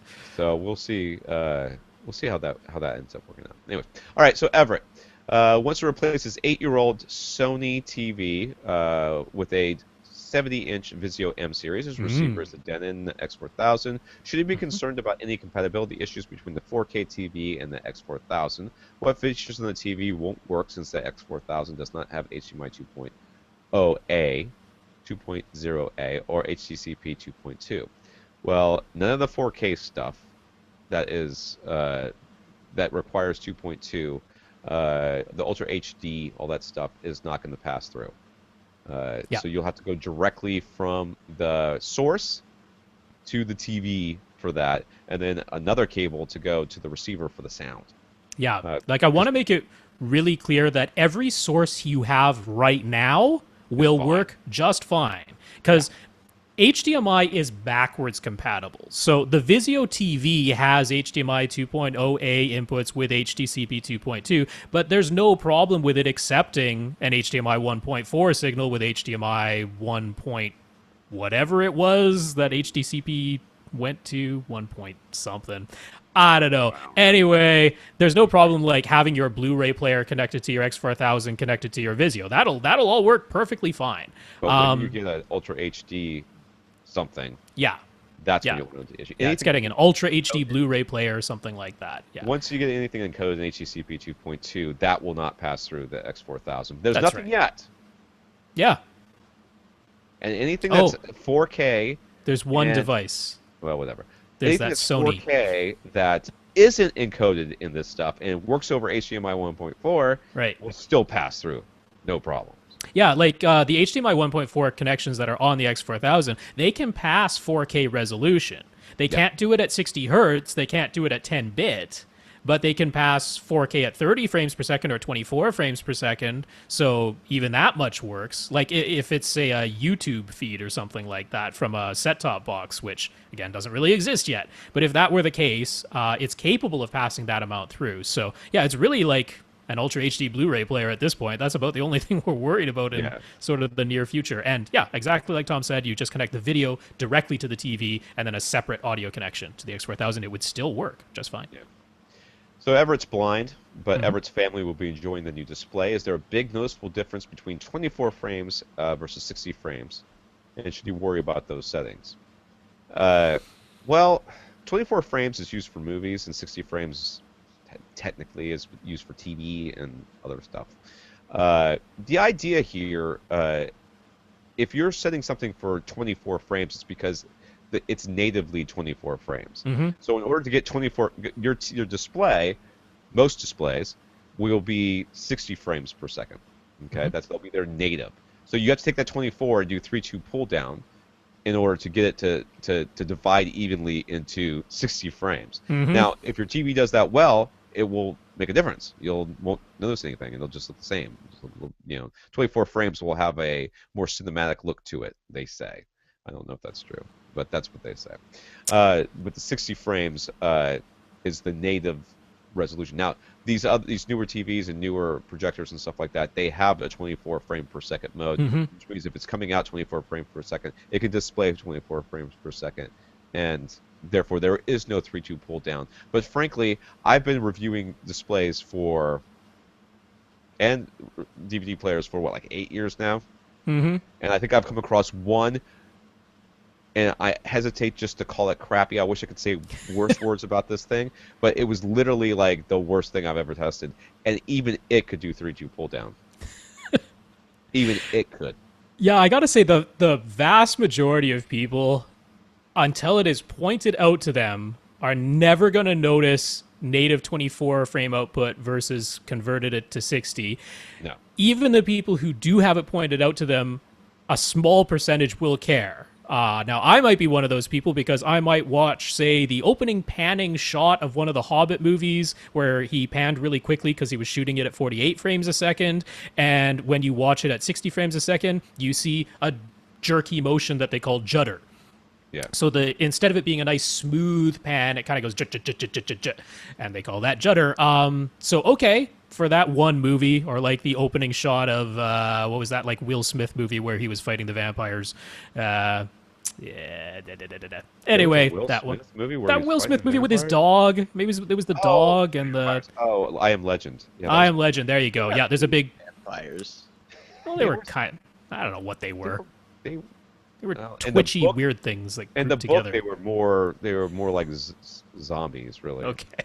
I mean, undead creatures that had taken over the world. It was apocalyptic. Anyway. Okay, shut up.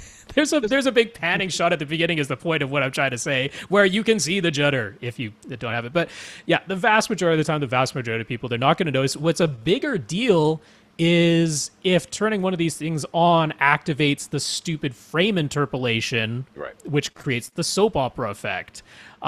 Anything that is called, smooth motion or true motion or de-judder, de-blur, whatever the hell they call it. 120 hertz, 240 Yeah, hertz, any of that. that's the stuff you want to turn off. I wouldn't.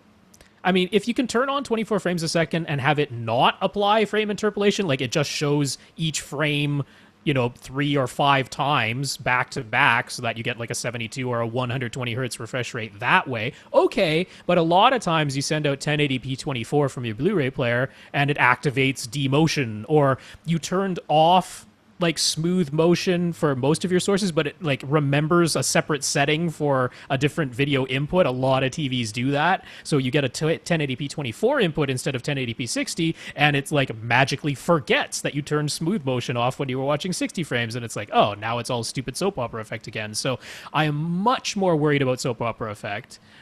Given that it's really only your Blu-ray player that's ever going to send out 1080p 24 anyway, and your cable box is not going to, and all that type of stuff, I'm tempted to say just leave everything at 60, turn off smooth motion or whatever the heck they call it, true motion, and then you're good to go. And people who don't care and have no idea, they're never going to notice that it's, judder.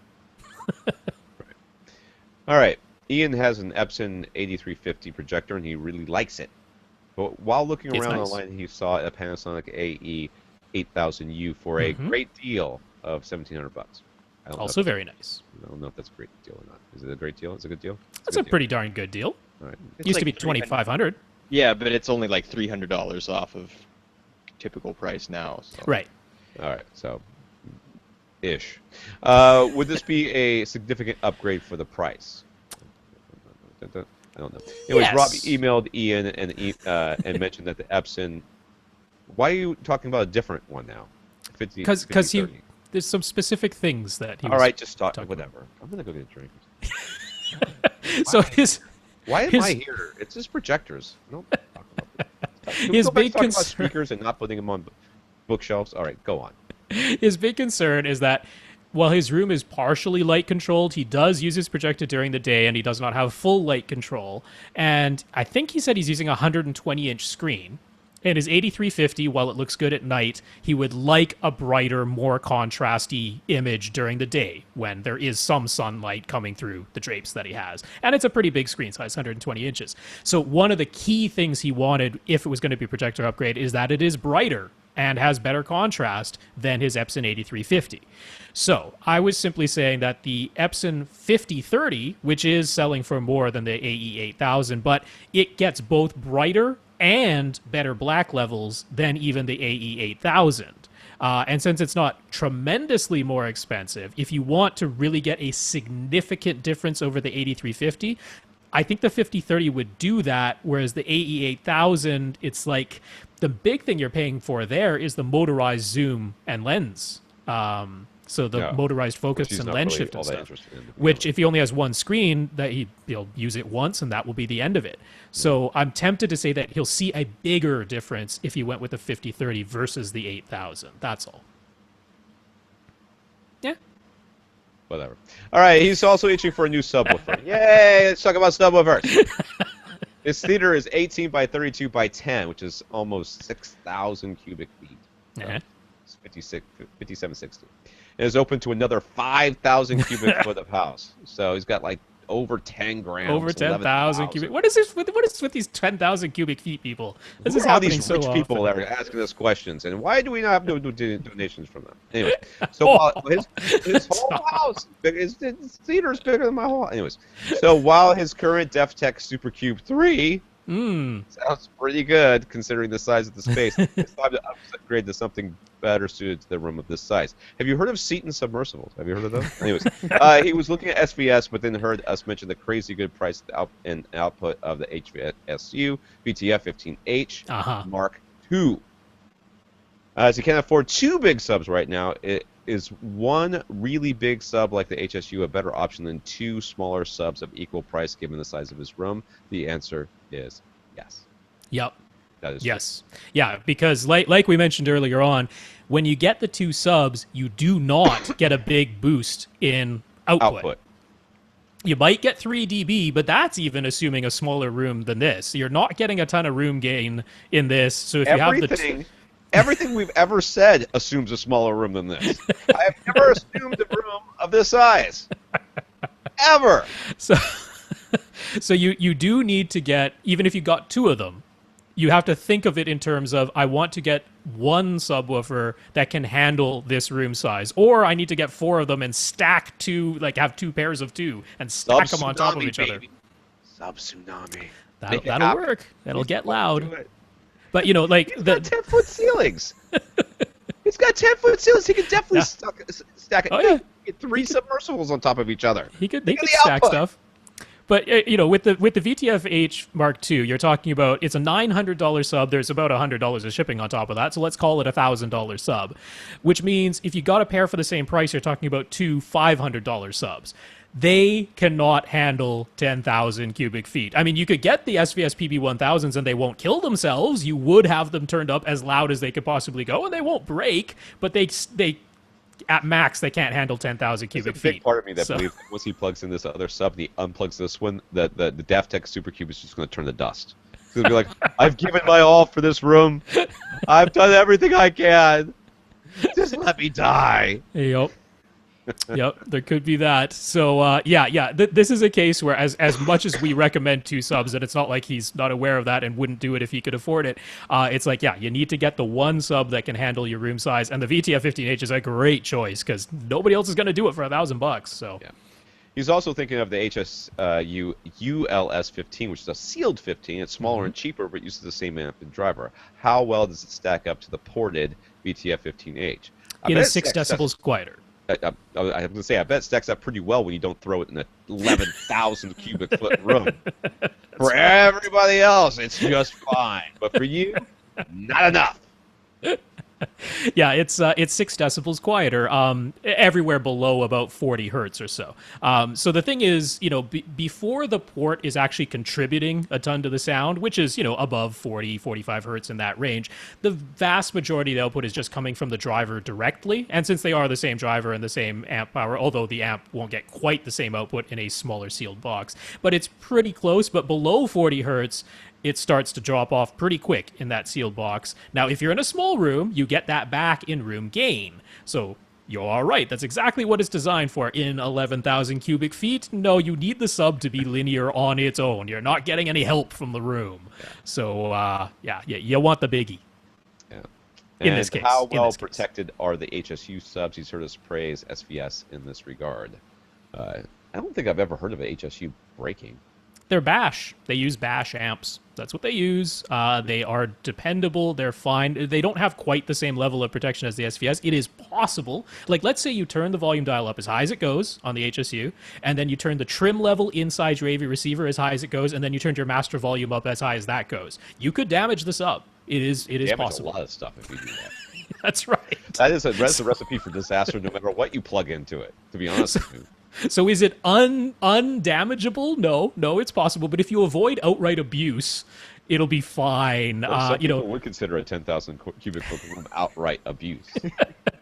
What I would suggest is turn it up gradually. Don't just set it to maximum right out of the box and blast the poor thing to death. Turn it up gradually, and the instant you start to hear any sign of distress, which, believe me, the thing can get loud, which is why, for all intents and purposes, it's perfectly fine, because the chances that you're actually going to exceed the output capabilities of that thing, very, very low. But, you know, be a little... a modicum of care will keep it very, very safe. We're still in Ian, right? Okay, because I'm opening up his picture of his room. So he's got 6 possible locations. Mm-hmm. I'm sorry, wait, let's back up. HSUs have a lot of setup options, variable tuning and port configurations, filters, EQ, etc. He also has 6 possible locations. With so many variables, could we give him a refresher on how to calibrate his subwoofer integrated with the system? He's a bit concerned that he might think one position is best. But what if some combination of all the available setup options could really make a difference location, make a different location a better source. Now, with this variable tuning, Mhm. don't plug any of the ports. Whatever Nope. that tuning is, do that one. All right, because that's the one you want. I don't care Ports what the open. rest You want says. max output from this sub. Yeah, you don't put anything in it. Let's start with that. Number two, if it's got EQs and filters and stuff like that, don't touch any of that either. Yep. You don't need to touch any of that because what does he have for a receiver? We haven't discussed that, but I'm sure he's got something that doesn't suck. Yeah, he's So- got his equipment list there. Oh, what's in there? Oh, I can see it. Wait, it's a Emotiva. No, wait, he's got. Yeah, he's got a pre-pro, a UMC 200. 200. Okay, so that's got DRAC. Is that the DRAC one? Nope, that one doesn't have anything. I don't think. Okay. You I need a think it's receiver. So let's start with well, that. I think it's possible to use Room EQ Wizard and upload correction curves that you made yourself in the UMC 200, but it doesn't have auto, unless there's that Emo EQ. Did that have Emo EQ? I don't know. I think it was. That's just an inverse filter. I wouldn't really use that, to be honest. So you're going to want your Room EQ Wizard and a microphone from our friends over at Cross Spectrum Cross Labs. Spectrum Labs. So you're going to want that, and then you are going to measure and then have it create a curve and then put that in there somehow, however that works. And if you have to get a what's the box thing? The mini DSP. You got to get a mini Could do that. DSP. Well, you shouldn't have to with the UMC 200. You should be able we to don't think load so. the Okay. load the curves straight in there. But yeah, as for the refresher on how to go about positioning, setting up, integrating the subwoofer with the system, what we're actually hoping to do is start with the subwoofer playing linear. Right? Because all these filters, all these variable tunings, all that stuff, all they do is attenuate some part of the frequency response. That's all they can do, right? That's the only thing. So it starts out when you just leave both ports open, when you don't have any EQ active, when you don't have any high pass filter active, room size setting, rumble filter, none of it, all of it off. So just straight. Then it is just playing the way it plays. It's just playing as linear as it can. And that's where you want to start. Now, when you're talking about positioning one sub and not two, you can use the subwoofer crawl here. Even though it's going to be crazy muscling a VTF-15H into the position where you sit, that's still easier than moving it to 6 separate locations. That is true. So you don't have to put it on top of your seat. You can move your seat out of the way and put the sub where you would sit in your primary spot. That's a little bit easier than potentially trying to pick up this crazy, what is it, like a 90-pound sub? Something like that. It's a big sub. But you put it where you're going to sit, and you have the sub playing linearly in its default, everything open, no EQ settings. And then when you play a bass sweep on repeat like that, and you walk around to your 6 separate locations, and listen to that bass sweep play, and you find the one spot, or maybe there's 2 or 3, but you find the spots in your room where that bass sweep sounds as even as it can. There aren't big, huge humps. There aren't big, huge dips when that frequency sweep is playing. When you hear that, then that is going to be the best spot. You're not going to find some magic combination of port tuning and EQ that's going to make a spot that sounded like a roller coaster when you went and walked there and heard the bass sweeps playing magically sound better than one of the spots where it sounded pretty darn even the whole way through. So the whole idea of those tuning options is that once you find that spot where it's already pretty darn good, it's already pretty linear, no big huge humps, no big huge dips, then you can potentially use all of its extra settings to get it as flat as possible. But there's no worry that it's going to magically compensate for one place sounding like a roller coaster and the other one being pretty flat. That you being want said, the flat. if you look at his layout of his room, basically where you have your 2 sidewall locations are probably the best place for your 2 subs when you get the second one. So don't put the one in the back corner, one up front, sort of. Don't put 2 up front, for the love of God. But the two on the side walls where you have them are about mirrored of each other, so that's where you'll end up at. And if it were me, honestly, subcrawl or no subcrawl, I would go to one of those 2 locations and put one there so that's where my wife gets used to it, seeing it. And I swear, even if it didn't sound as good, that's what I would do. I'd put it there and say, okay, then when I get another one, it's going right over there. Yeah, but just let you know.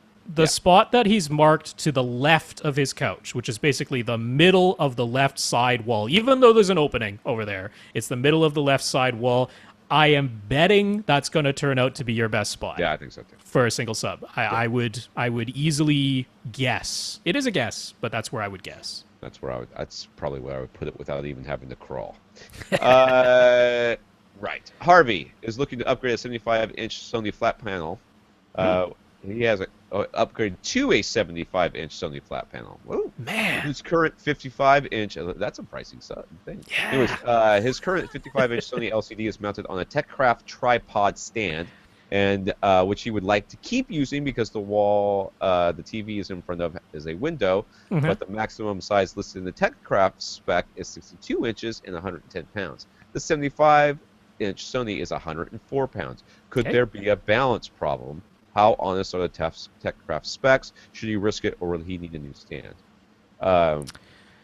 Generally, I just worry about, first of all, physically, is the bottom of the TV going to bump into something and you won't physically fit? If it will physically fit, I don't think how wide it is really going to make that much of a difference. It's the weight more than anything.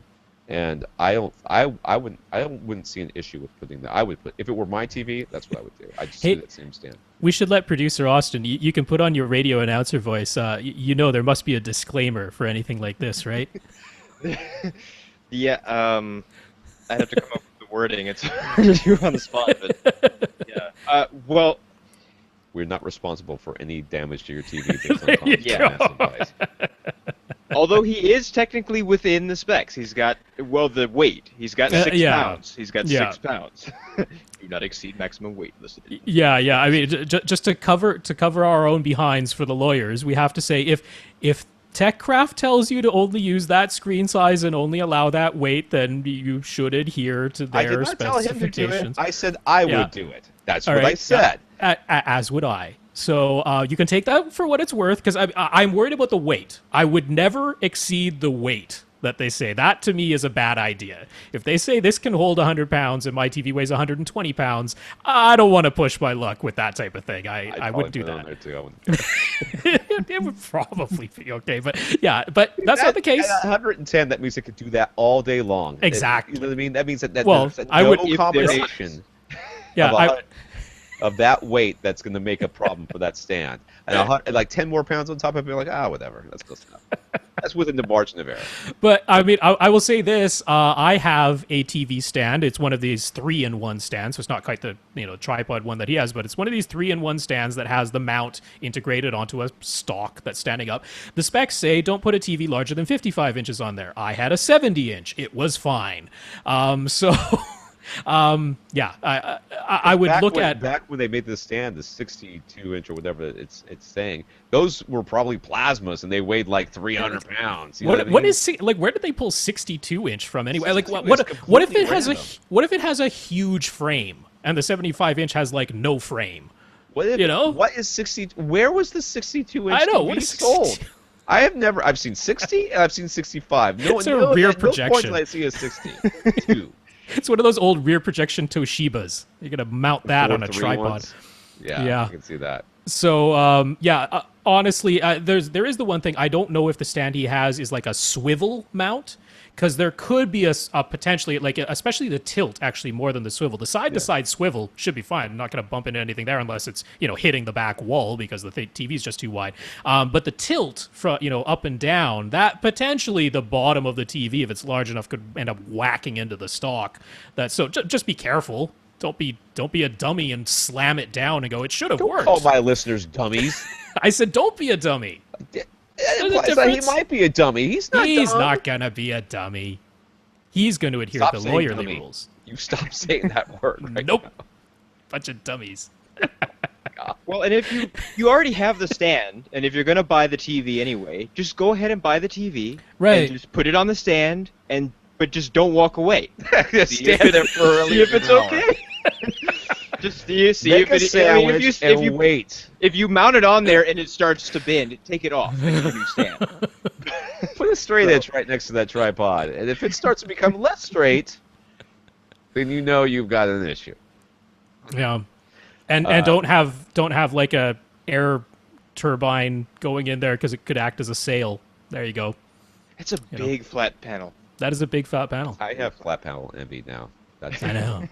Oh, All right, 75 we're inch. skipping everybody else. So we got Oh, Jack, wow. William, Ashley, Joseph, Jonathan again, and Alan. That's not that many. We got a lot done. I don't want to All hear right, it from you, you crap. No, All there's right, only- we got all Last the way week we through did all right. 10. So So. All right.